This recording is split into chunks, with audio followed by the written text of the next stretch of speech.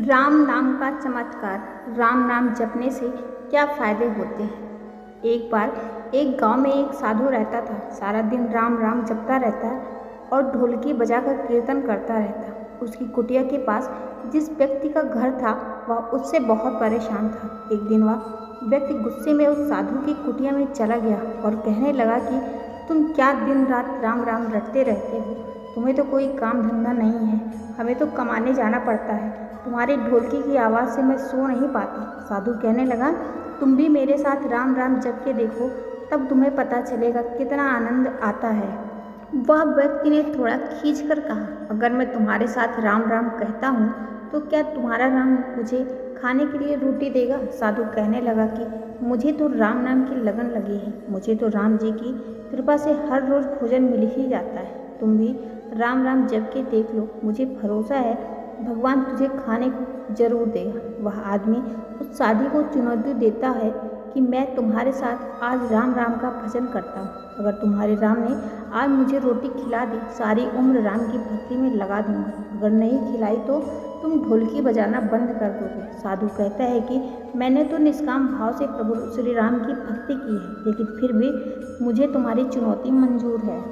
वह व्यक्ति साधु के साथ बैठकर राम राम का जाप करता है और मन में निश्चय करता है कि चाहे कुछ हो जाए मैं आज भोजन नहीं करूँगा, देखता हूँ इसका राम मुझे कैसे भोजन कराता है। राम राम का भजन करने के बाद वह सोचता है कि अगर मैं घर गया तो मेरी माँ और बेबी मुझे खाने को कहेंगी और मुझे रोटी खानी पड़ सकती है, लेकिन मुझे साधु को चुनौती में हराना है। इसलिए वह घर जाने की बजाय गांव के पास के जंगल में चला जाता है। जंगल में एक पेड़ पर चढ़कर बैठ जाता है। वह सोचता है कि मैं सारा दिन इस पेड़ से उतरूंगा ही नहीं, अन्न का दाना भी नहीं खाऊंगा। इस तरह मैं साधु को हरा दूंगा और उसका ढोलकी बजाना बंद हो जाएगा। कुछ देर बाद उस जंगल से एक बंजारों की टोली गुजरती है। उन्हें भूख लगी होती है तो बंजारों का सरदार कहता है कि आग जलाकर यहीं पर खाना बना लो, अब खाना खाकर ही आगे बढ़ेंगे। खाना बनकर तैयार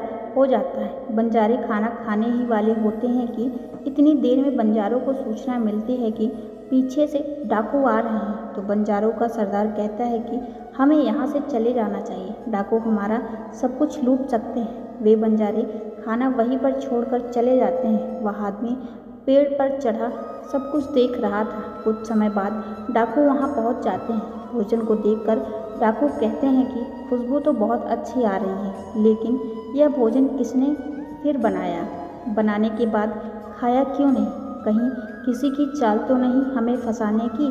हो सकता है इस भोजन में जहर हो। उसी समय डाकू के सरदार की नज़र उस व्यक्ति पर पड़े। वह उसे नीचे आने का आदेश देता है। डाकू उस व्यक्ति से पूछते हैं, हमें मारने के लिए क्या भोजन तुमने बनाया है।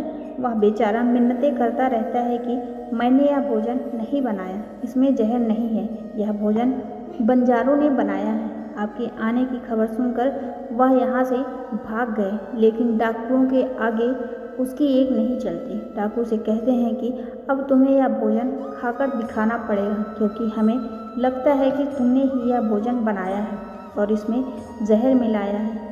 अब तुम ही सबसे पहले यह भोजन खाओगे। वह जिद पर अड़ा रहता है, मैं यह भोजन नहीं खाऊंगा, किसी कीमत पर नहीं खाऊंगा। डाकुओं का शक और गहरा हो जाता है। वे बंदूक की नोक उसके सिर पर रखकर कहते हैं, तुझे यह भोजन खाना पड़ेगा, नहीं तो गोली खानी पड़ेगी। वह व्यक्ति भोजन कर रहा है और साधु को याद करते करते उसकी आंखों से आंसू बह रहे थे। उसने कहा था कि मेरा निश्चय है कि राम नाम जप लेगा तो राम तुझे भोजन भी देंगे। उसके भोजन करने के बाद डाकुओं ने उसे छोड़ दिया।